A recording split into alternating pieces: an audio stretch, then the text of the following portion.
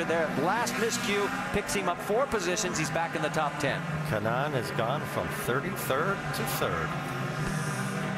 Things are getting interesting again. Now, we should point out that technically is not 3rd because Thomas Schechter, from what we understand, has stayed out. So it maybe he's actually 2nd, but first out of pit lane. All right, let's get a chance here while we've got it. Let's talk to Tony Kanaan on our two-way radio and see how he feels about this run from 33rd. Tony Kanaan, Scott Goodyear up in the ABC booth. Buddy, I got to tell you, we are impressed. All the way from 33rd and dead last, and you're marching your way up through the field. Do you have the car that can make the win today?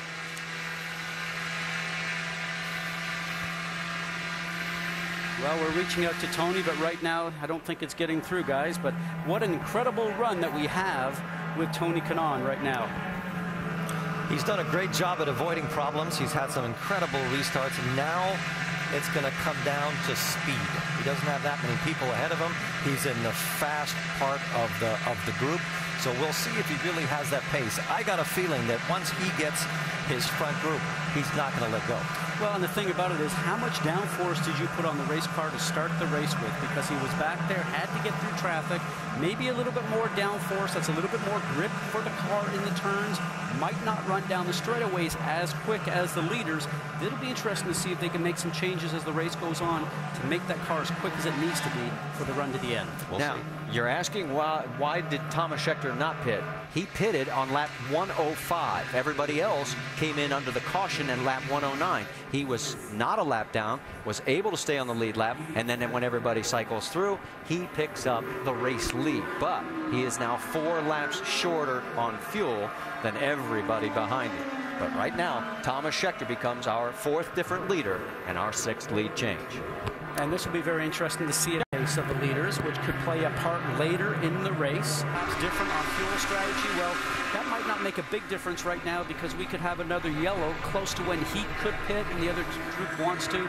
I mean, for me right now, how fast will the car go, Eddie? That's what he's thinking inside the cockpit. I don't think he can do 221s in front. He's been very good. They've done the right strategy, and he has not used his push to pass yet. He's still got 15 of them left. Dario, he's 11 overtake hits left. He's 2nd in the queue, as Scott always likes to call it. And Dario has now led 101 laps today. Since 1995, only 3 drivers have led more than 100 laps in a single 500. In 2000, Juan Pablo Montoya won. So did Scott Dixon in 2008, but Dan Weldon in 06 finished 4th.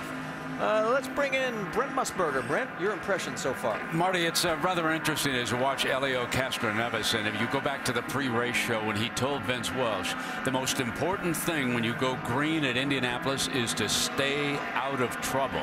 And that is exactly what Castroneves has done here today as he stocks a record-tying 4th Indianapolis 500 victory. He is right now sitting in 3rd behind Schechter and Franchitti, and Schechter may be driving the race of his life. He has stalked this lead all race long, and now because he was able to stay out, he has our lead. And Marty, will see what happens when they go green again.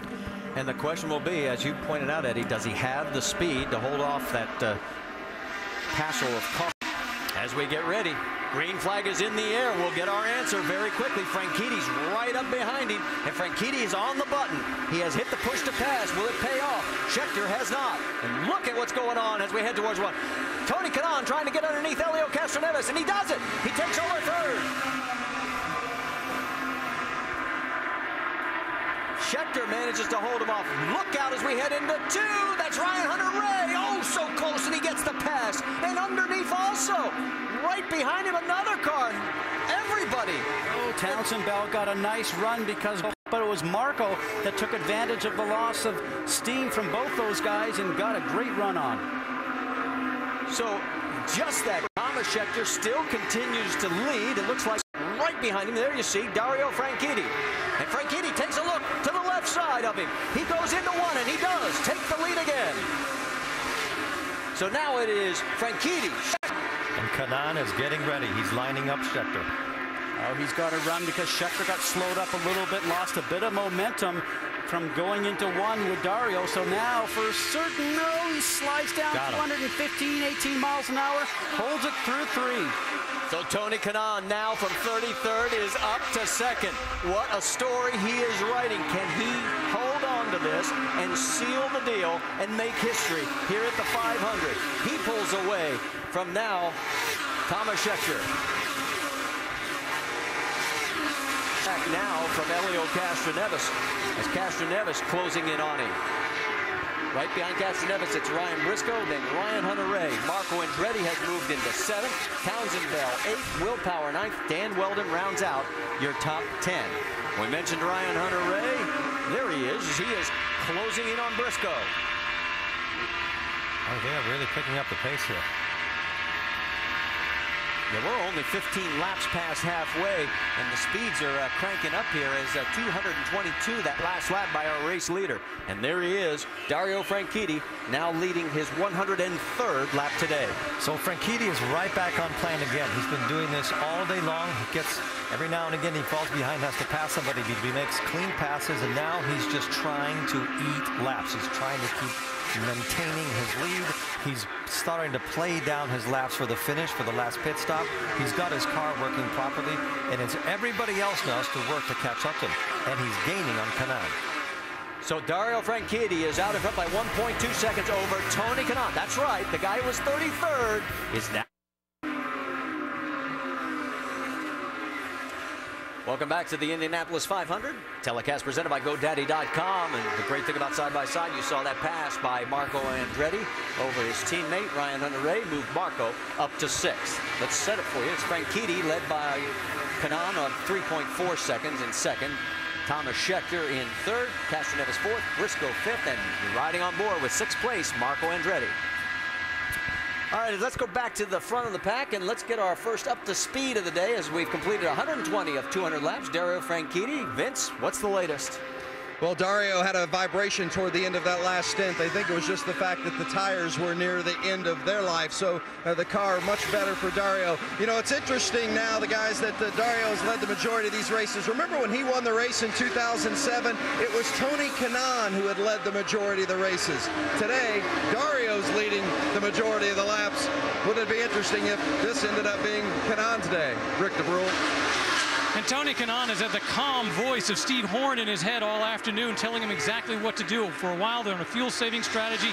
Now it's just a matter of keeping his place so he stays up there right where he's supposed to be. A few minor adjustments, but overall happy with the car. Now, behind him is Thomas Scheckter, and Thomas Scheckter is having a great race. Remember, he led the first 2 laps, first 2 races he was here, was able to lead again today.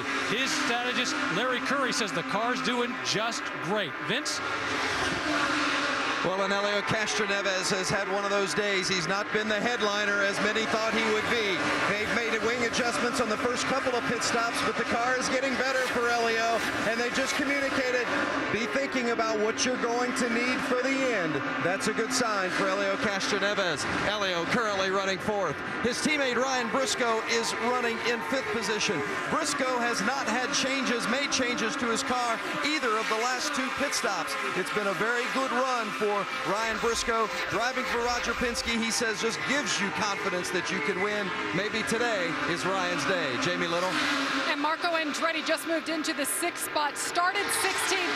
Marco Andretti appeared to be the most confident of all the Andretti Autosport drivers coming into this race. He said he had full confidence in the ability of this race car, and this is one of his favorite places to race at. He's always ran well. Last 2 stops, no changes. He's saying he's not very good in the draft, but overall the balance is good. Now behind him is his teammate Ryan Hunter-Reay.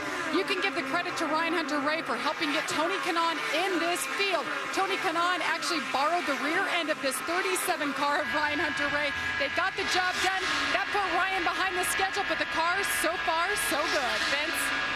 Well, remember in the first part of the race, Will Power had that problem with the fuel nozzle, the fuel probe in the pits. It dropped him back. He has a much better car than what 8th place might indicate. Power made the comment to me earlier this week. He said, I've been thinking a lot about this race. I feel like I've got a chance to win, so you so badly want everything to go right. Well, it hasn't gone right, but they've been telling him on the radio, remember, it's 500 miles. We're in the top 10. We've still got a chance. Plenty to go. Doc Punch? And Townsend Bell, just like what you're talking about, Vince, not showing exactly what he's got right now. Townsend being very, very patient, very deliberate, sitting in ninth position. The very first pit stop of the day, they made a half a turn wing adjustment. They have made no other